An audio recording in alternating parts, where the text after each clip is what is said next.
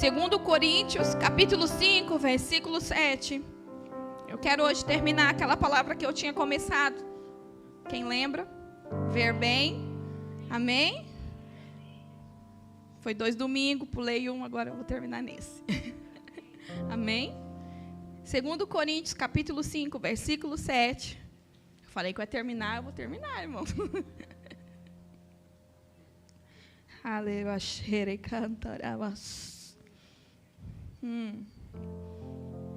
Pois vivimos por fé e não pelo que nos é possível. Pois vivimos por fé e não pelo que nos é possível ver. Quando eu dei início a essa palavra, esse estudo, vamos dizer assim, quem esteve aqui alguns domingos, quem não teve, depois busca. Eu acho que está Ver Bem, né, no YouTube. Acho que está algo assim, né? E Jeremias, a palavra do Senhor, Jeremias capítulo 1, a palavra do Senhor fala sobre o Senhor falando com o profeta. E o Senhor pergunta ao profeta: o que você vê? E ele fala: eu vejo uma vara de amendoeira. E o Senhor fala: uau, viste bem. E foi desarrolhado um tema sobre ver bem. Logo nós estivemos em Apocalipse capítulo 3, versículo 18, 18, não? Apocalipse capítulo 3, versículo 8, a qual o Senhor, 18. Apocalipse 3, 18, a qual o Senhor fala sobre comprar o melhor colírio para que, ao ungir os olhos, possam enxergar claramente o final da palavra, a partir da palavra, né? E compra o melhor colírio para que, ao ungir os teus olhos, possa enxergar claramente. Foi dado alguns tópicos a qual nós não enxergamos claramente, ou nós não vemos bem, né? Sobre os argumentos, a cobiça dos olhos, né? E foram dados alguns tópicos a qual fazem com que nos estanca, com que nós não vejamos as coisas da maneira como deveria ser vista, né? E logo eu me deparo com esse versículo onde Paulo me ensina e ensina a igreja de Coríntios que nós não devemos viver pelo que nós estamos, pelo que é possível, pelo que nós estamos vendo muitas vezes, mas que nós devemos viver por fé. Então, logo eu associo que a boa vista, o ver bem, é caminhar em fé. E esse colírio a qual o Senhor nos pede para que nós possamos ver claramente que nós devemos comprar é a fé. Por que comprar? Porque todos os dias nós devemos pedir ao Senhor uma medida de fé. Todos os dias nós devemos pedir ao Senhor que Ele aumente em nós uma medida de fé, uma medida de crença. Nós devemos crer no Senhor Jesus. Crer no Senhor Jesus e será salvo tu e a tua casa. Crer no Senhor Jesus e será salvo tu e a tua casa. Nós precisamos comprar essa medida de fé. E o último tópico, a qual não tinha me dado tempo de falar, eu fui colocando, foi uma das coisas que também nos impede de ver bem. É quando nós honramos mais as coisas ou as pessoas do que a Deus. Eu tinha até colocado e não foi dado tempo de explanar sobre isso. Quando nós vemos a história do sacerdote Eli, 1 Samuel, capítulo 4, em 1 Samuel fala sobre a história do sacerdote Eli. Ele era um homem a qual ele era um sacerdote de Deus, mas ele deixou com que a casa dele, com que os filhos dele desonrasse a Deus. Ele permitiu isso. E isso foi uma forma também dele não honrar a Deus. E por causa disso, o livro de 1 Samuel, capítulo 4, versículo 15. Eu estou só introduzindo, a gente vai. 1 Samuel, capítulo 4, versículo 15. Estava Eli com 98 anos de idade, seus olhos já fracos, não se movia mais e ele não conseguia mais enxergar. Essa idade que o sacerdote Eli, ele já estava prestes a morrer e depois ele morre. Mais ou menos nessa idade. Por quê? Porque ele estava desonrando a Deus, ele estava dando mais prioridade à sua casa. Não que nós não devemos dar prioridade à nossa casa. Nós devemos dar prioridade à nossa casa. Mas primeiro sempre é o Senhor. Buscai primeiro o reino de Deus e a sua justiça, e todas as demais coisas te será acrescentada. Então, assim, devemos dar, sim, prioridade à nossa casa. Não devemos descuidar da nossa casa. Não devemos descuidar dos nossos filhos. Não devemos descuidar da nossa índole como pessoa, do nosso caráter. Devemos cuidar da nossa casa, tanto casa externa como casa interna. Nós devemos cuidar, isso é uma prioridade. Isso é ser um exemplo, isso é ser um servo, é ser um discípulo de Cristo. Mas nós não devemos deixar que as coisas nos roubem de Deus. Que a nossa casa, que o nosso interior, às vezes a nossa casa são nós mesmos, nossos sentimentos, nossos pensamentos, nos roubem de Deus. Deus sempre é o primeiro. E Ele não dá esse lugar para ninguém, Ele é o primeiro. Então, nós precisamos aprender a discernir isso. Por quê? Porque isso faz com que nós não vejamos não vejamos claramente. A diferença disso nós vamos ver no livro de Deuteronômio, capítulo 34, versículo 7, Moisés. Deuteronômio 34, 7. Coloca para mim. Deuteronômio 34, 7. Moisés tinha 120, era maior do que Eli. Olha, 120 anos de idade quando morreu. No entanto, nem os seus e nem o seu vigor físico havia desvanecido. Uau! Porque existe essa diferença entre Moisés e Eli. Porque Eli, ele não tratou com honra a Deus. A câmbio, Moisés, ele já tratou com honra a Deus. Moisés, ele tratou com tanta honra a Deus que quando ele desce do monte, que ele vê o povo fazendo um bezerro de ouro, ele fica irado, ele quebra as tábuas. De tanto zelo que ele tinha pelas coisas de Deus. De tanto zelo que ele tinha pelo que o Senhor estava fazendo, pelo que o Senhor era. Hoje eu levantei cantando aquele hino. Cantando não, porque eu não sou muito boa, né? Tentando cantar, né, irmãos? Se Deus fizer, Ele é Deus. Se não fizer, Ele continua sendo Deus. Nós não adoramos a Deus pelo que Ele faz, nós adoramos a Deus pelo que Ele é. E ver bem é caminhar em fé. E caminhar em fé é um nível superior, irmãos. E hoje o Senhor quer que nós aprendamos a caminhar em fé. Às vezes a gente pensa que é fácil, mas não é fácil. Por quê? Porque caminhar em fé é você acreditar naquilo que não é possível.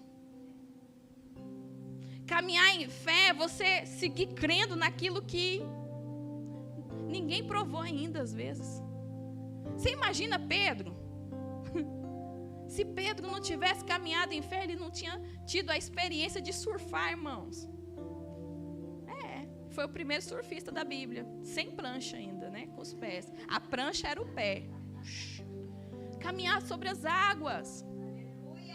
Quando nós não desfrutamos da fé, quando nós não pedimos ao Senhor que nos dê essa fé de crer no impossível, nós deixamos de viver experiências sobrenaturais.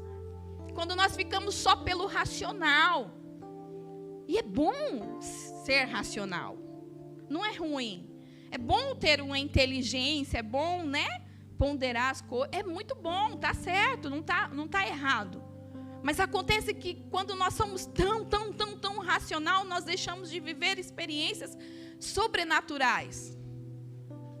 Nós deixamos de viver coisas grandes.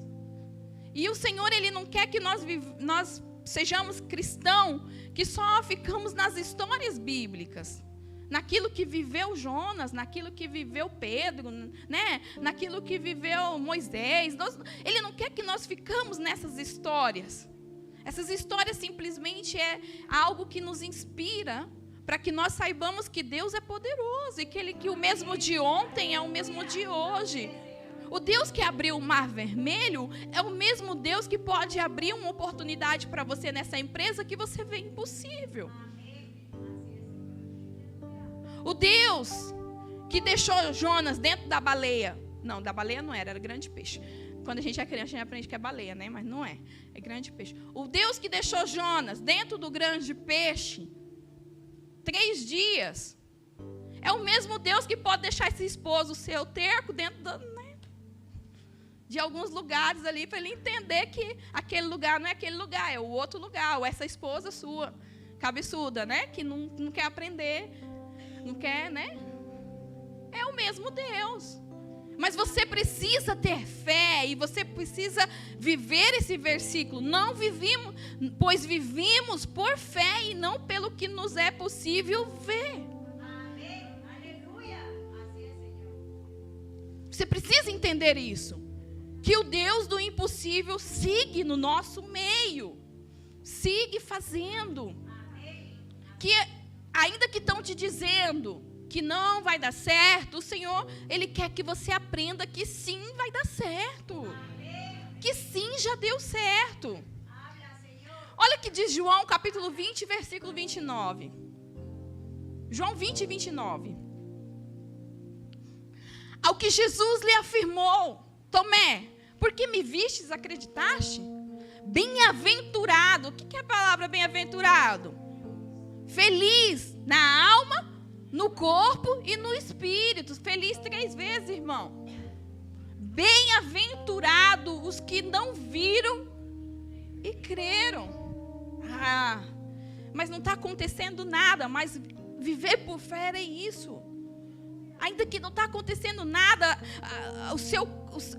a sua forma de ser é como que se já estivesse acontecendo. A sua maneira de atuar é como se já tivesse acontecido.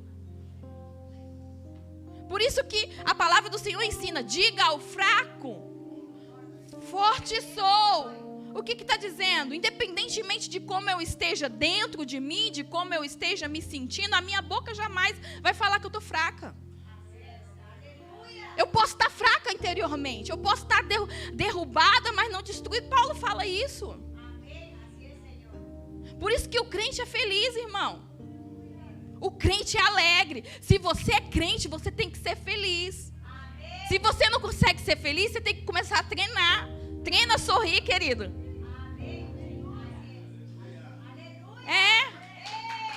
Treina. As pessoas têm que olhar para você e falar: o que ele tem? O que ela tem? Tá difícil, ela tá rindo. Tá difícil, ele tá sorrindo. Porque o crente é feliz. Porque a tristeza, irmãos, a tristeza é uma arma do inferno. Olha, Tiago fala assim, o livro de Tiago é lindo. Tiago fala assim: irmãos, tenha sumo gozo. Não, vamos abrir, porque vai ficar nas minhas palavras, né? Tiago, capítulo 1. Versículo 2. Tiago, capítulo 1, versículo 2. Tiago 1, 2. Tiago.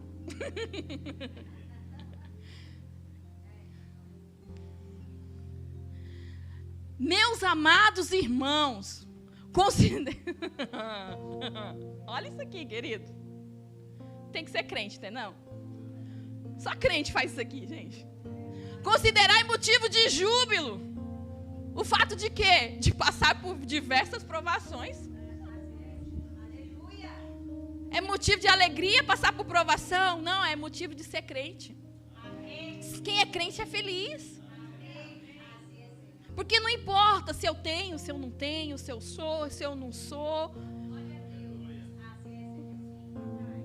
Eu sei quem eu tenho e eu sei quem eu sirvo.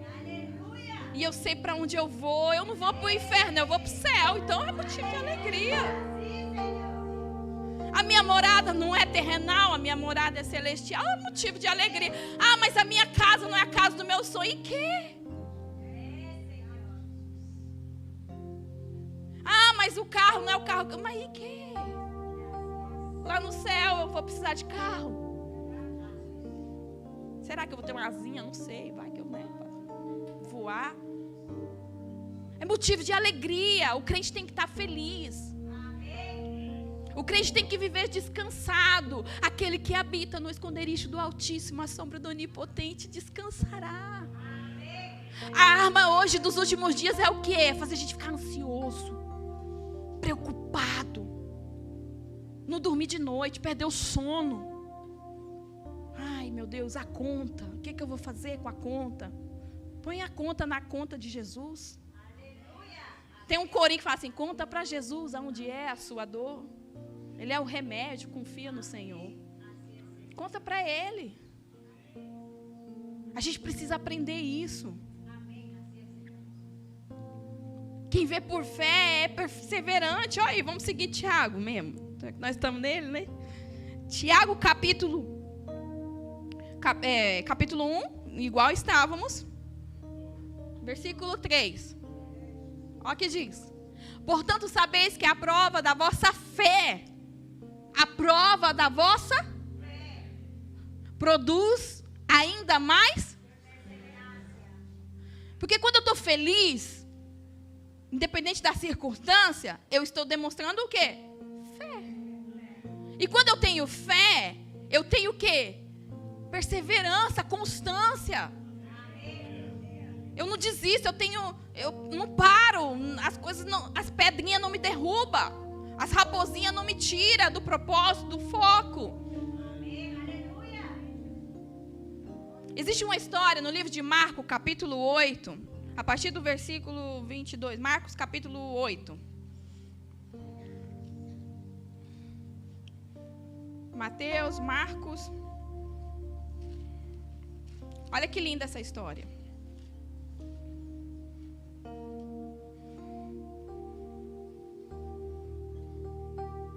Marcos capítulo 8.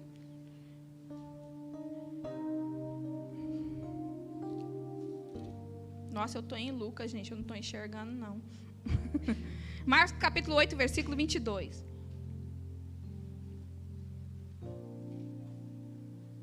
E chegando a Betsaida, algumas pessoas trouxeram um cego à presença de Jesus, e rogando-lhe que o tocasse.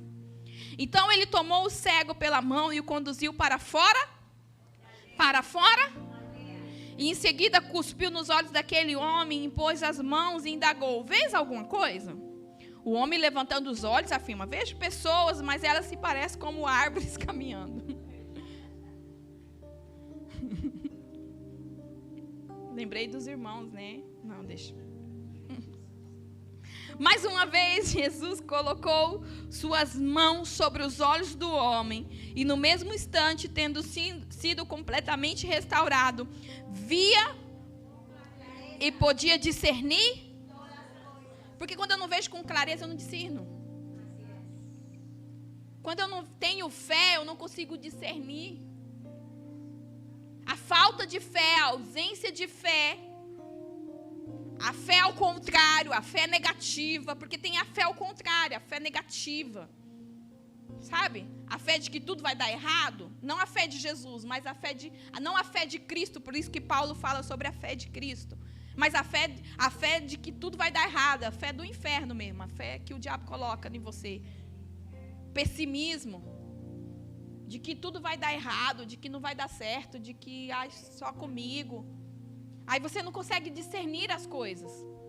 Mas quando você vê com clareza, ou seja, quando você está em fé, você consegue discernir as coisas. E como eu consigo ter fé, pastora? Só existe uma forma de você ter fé: oração. Sem oração não existe fé, querido. Sabe por que hoje em dia nós somos a última geração e a geração que a Bíblia fala de uma geração difícil? De uma geração insensata. A geração insensata nós somos dos últimos dias. Porque nós não oramos. Nós passamos 2, 3, 4, 5 horas de frente a um computador, mas nós não conseguimos passar 5 minutos de joelho no chão. E a falta de oração faz com que nós perdamos fé, esperança, crer no impossível, acreditar que Deus pode fazer. Porque Quando você acredita que Deus pode fazer, a história já não é mais sua, a história é de Deus. Deus não quer escrever a sua história, Deus quer escrever a história dele. Porque a história nunca foi dos homens, a história nunca foi de Moisés, a história foi de Deus. A história foi de Moisés até certo ponto, mas quando Moisés começou a ver ele face a face, e quando ele começou a fazer coisas impossíveis e maravilhosas e inefáveis, a história deixou de ser de Moisés e passou a ser a história de Jesus. A história começou a ser de Pedro, mas passou a ser de Jesus a partir do momento que Pedro começou a caminhar sobre as águas e fazer outras coisas, a sombra dele curar. Já deixou de ser a história de Pedro, passou a ser a história de Cristo. Ao ponto que Pedro existe um mendigo na porta de Formosa e Pedro fala assim, olha para mim. Aí ele fala, não tenho ouro e nem prata, tudo que eu tenho eu te dou. Levanta aí e anda. Aí quando o mendigo vem adorar ele, ele fala, não olhe para mim, mas não, olhe para ele, porque foi ele que fez. Porque a história não tem a ver com nós, mas quando nós caminhamos em fé. Eu não sei se vocês estão entendendo isso. 26, Marcos 8, 26. Então Jesus enviou aquele homem para casa recomendando, ó a recomendação de Jesus, nem sequer no povoado entres.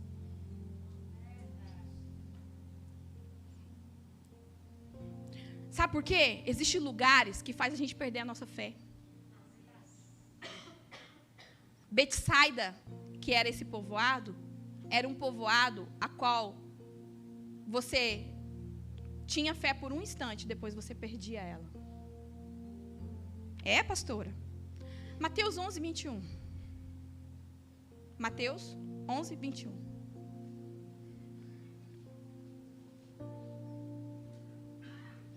Ai de ti, Corazim. Ai de ti, Betsaida, o povo que Jesus curou esse cego. Porque se os milagres que entre vós foram realizados tivessem sido feitos em Tiro e Sidom, há muito que elas se teriam arrependido, vestido de roupa de saco e cobrido-se de cinza. Existem lugares que faz você perder a sua fé. E você precisa aprender que vai existir momentos que Jesus vai fazer coisas na tua vida e Jesus vai fazer de tudo para você não voltar para aquele lugar e você vai ficar insistindo em voltar para quê? Para perder a sua fé de novo? Betsaida era um lugar onde as pessoas perdiam a fé. Porque Jesus fala, ai de ti, Betsaida. Foi feito tanto milagre em você e você continua sem se arrepender, sem crer, sem se converter, sem adorar Jesus, sem agradecer, sem estar na presença do Senhor, sem orar, sem jejuar, sem buscar. Ai de ti, Betsaida. E aí o Senhor fala para esse cego, ó, eu tenho uma recomendação para você. Você precisa continuar vendo bem. Amém. Aleluia. E para você continuar vendo bem, você não entra nesse lugar, não. Não fica nesse lugar, não. Por isso que Salmo 1 fala assim, que a gente não deve sentar na mesa dos escarnecedores. Porque existem lugares que fazem a gente ficar cego de novo. Existe lugar que nos enfria.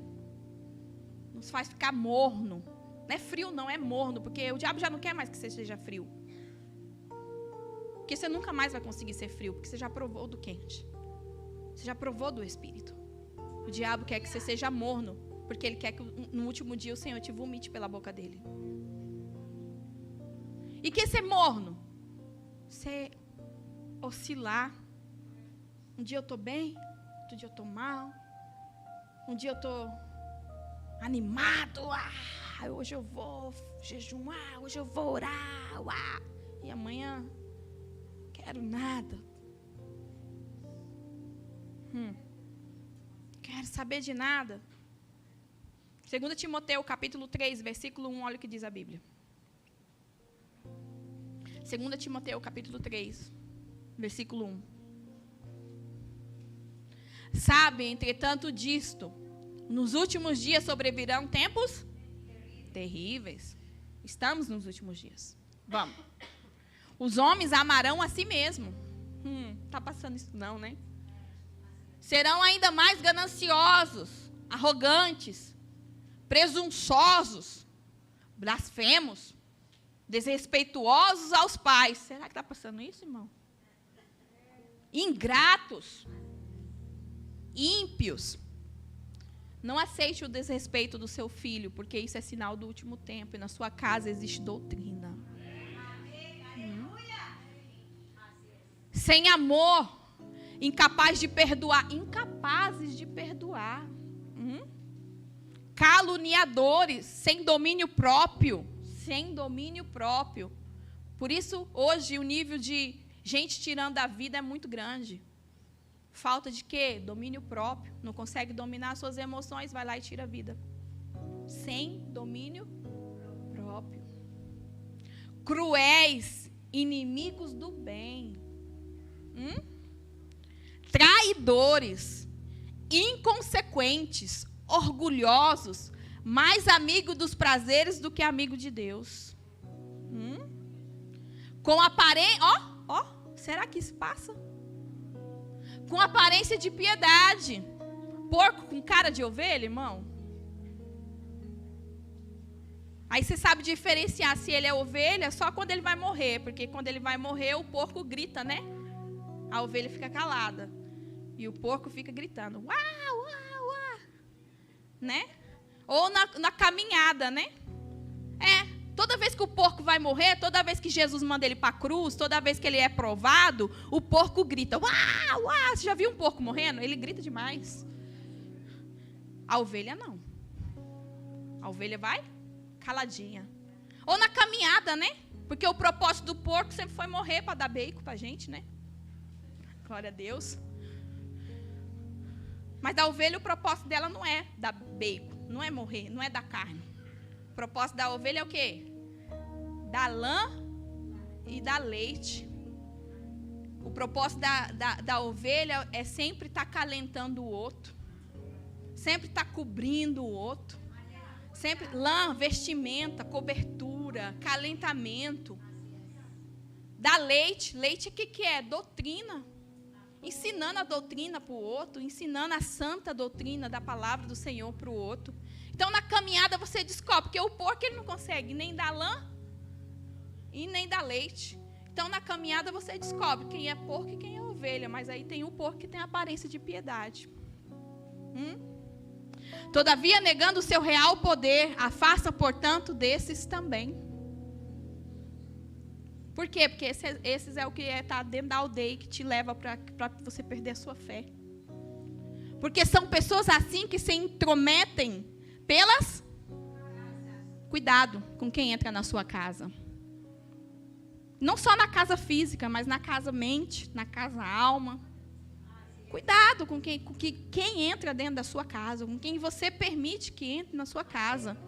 E conquistam mulheres sobrecarregadas, as quais deixam levar por toda espécie de desejo. Vai. Elas estão sempre aprendendo. Cuidado com essa moda de querer estar sempre aprendendo. Não consigo nunca aprender nada. Ai, quero mais, quero mais, quero mais. É bom aprender. Mas cuidado com quem você está aprendendo e o que você está aprendendo. Cuidado com esse desejo desenfrenado de querer aprender. Mas jamais consegue chegar ao conhecimento da verdade. Isso fala de quê? De insensatez, de uma geração insensata. Eu achei interessante, ontem eu estava lendo Provérbios capítulo 9, versículo 13. Não ia colocar não, mas já que eu li esse texto.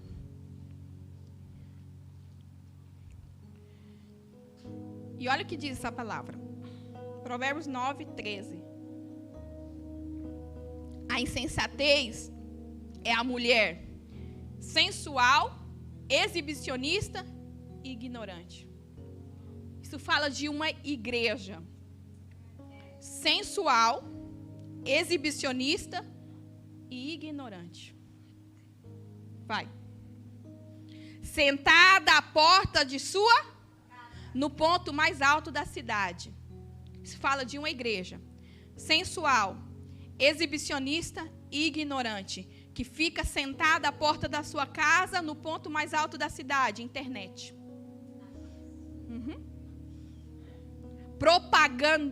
propagandeie a sua proposta aos que transitam por ali em seus caminhos. Por isso, cuidado com a internet.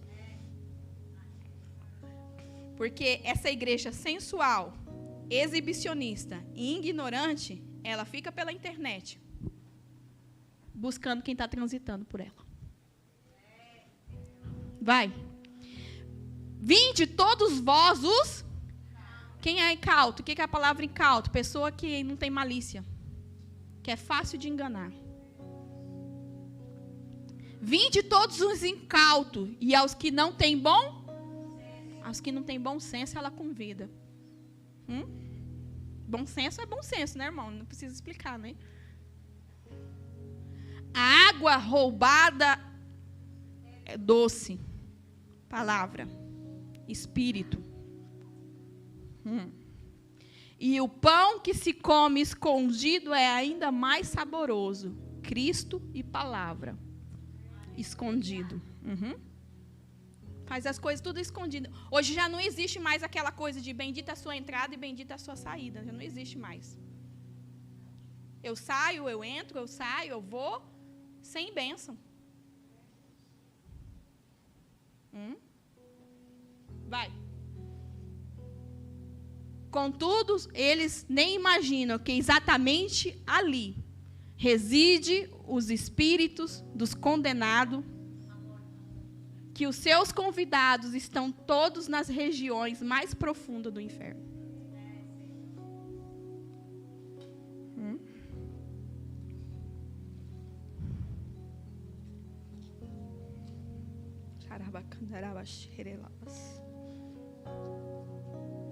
O Senhor hoje quer nos trazer um alerta,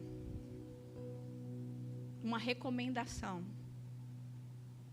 que nós precisamos orar, que nós precisamos estar na presença dEle mais, porque senão nós vamos viver cansados e enganados. O Senhor hoje quer que nós sargamos, se nós estamos, se algumas pessoas aqui estão, ou se talvez pode ser que vão estar, mas agora o Senhor quer te dar um alerta e uma recomendação para que você não esteja na insensatez, para que você não seja enganado, para que a verdade do Senhor esteja sempre na sua vida.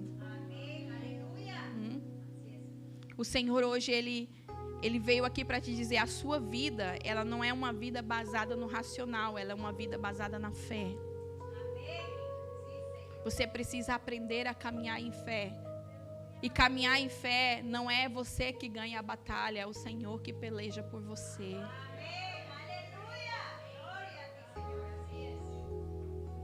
Escute, nenhuma causa está perdida se você aprender a estar no lugar chamado oração. Não existe causa impossível se você ir para um lugar chamado oração. O Senhor hoje, Ele quer te instruir, quer te dizer, ó, o tempo que você está perdendo com a internet, perca com oração. Porque quando você perder com oração, você vai descobrir que você não está perdendo, você está ganhando. Não fica procurando uma pessoa para orar 6 horas. Para de ser crente 6 horas, irmãos. Seja crente que ora, não crente 6 horas. 6 horas por mim, né? Fico pensando, será que é às 6? Né? 6 horas por mim? Não. E não estou dizendo que nós não devemos receber oração, é muito bom. A Bíblia fala para que nós levante os joelhos que estão cansados. Mas eu estou dizendo para que você aprenda a entrar nesse lugar, irmãos. Satanás está destruindo vidas e famílias. Porque alguém precisa se levantar. Uma pessoa que se levante, ela salva toda a sua descendência. Sabe por que você está hoje aqui? Porque eu tenho certeza que teve alguém que se levantou na sua casa. Alguém, nem que seja algum amigo, alguém se levantou por ti, Alguém dobrou um dia o joelho e falou, Senhor, traz ele para a tua presença. Senhor, traz ele para a tua casa. Teve alguém que clamou diante do Senhor. Irmãos, estar na presença do Senhor é lindo demais. Olha o que aconteceu com Moisés. Ele morreu com 120 anos. A Bíblia fala que os seus olhos não tinham se desfalecido, que ele enxergava super bem. O velhinho enxergava melhor que eu. E a Bíblia fala que ele tinha vigor, que ele tinha ânimo, irmão, que ele tinha força para fazer as coisas. Mas por que ele tinha esse ânimo? Por que ele tinha esse vigor? Vou terminar com isso. Deuteronômio 34, versículo 10. Deuteronômio 34, versículo 10. Em Israel, todavia, nunca mais se levantou um profeta como Moisés, com quem Yahvé houvesse dialogado face a face. Irmãos, Moisés tinha uma boa vista porque ele orava. Ele estava na presença de Deus. Você precisa voltar para a oração. O seu joelho precisa ser fortalecido outra vez. E você precisa, porque crente que ora é crente feliz, irmão. Sabe como eu sei que o crente está orando? Tá tudo bem? Tá uma benção. Quando eu sei que o crente está orando, tá bem. Todo dia tem luta, prova, dificuldade, né? E tem, claro que tem. Tá difícil, claro que tá, mas você vê que a pessoa, mesmo ela me ajuda em oração, mas ela tem uma alma diferente. Ela tem um jeito diferente. Porque o crente é diferente. O Senhor hoje quer te dar ânimo e vigor e alegria. O Senhor hoje quer te encher com alegria, irmãos. Tá difícil? Claro que tá. Tá doendo? Claro que tá. Mas o Senhor quer fazer a cura de verdade em você. Quer te convidar a ficar de pé. Sim, porque minha hora já foi.